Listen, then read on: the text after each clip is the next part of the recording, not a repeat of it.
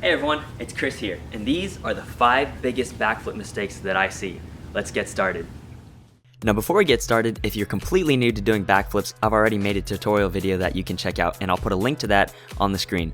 Otherwise, keep on watching and let's talk about the 5 biggest backflip mistakes. Let's go. Alright, the first mistake is jumping or moving backwards in your backflip.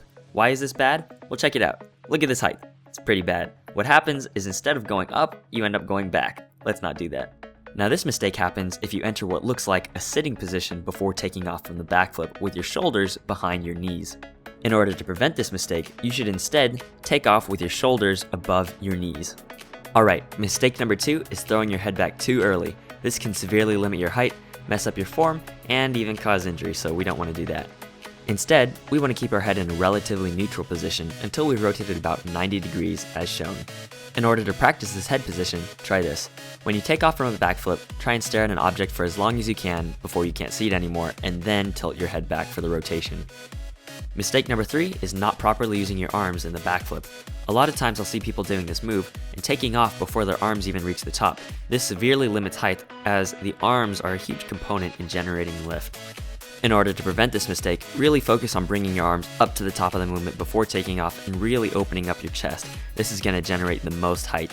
And this leads us to mistake number 4, which is not using or properly opening up your hips in the movement. And this will really decrease your height and unfortunately is a lot more common than you'd think. If you've ever seen a beginner do a backflip, you know what I'm talking about.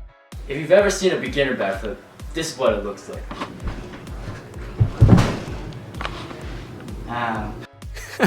Anyways, if you don't want to look like a beginner, make sure you're really practicing the jump with proper form by opening up your hips, just like this.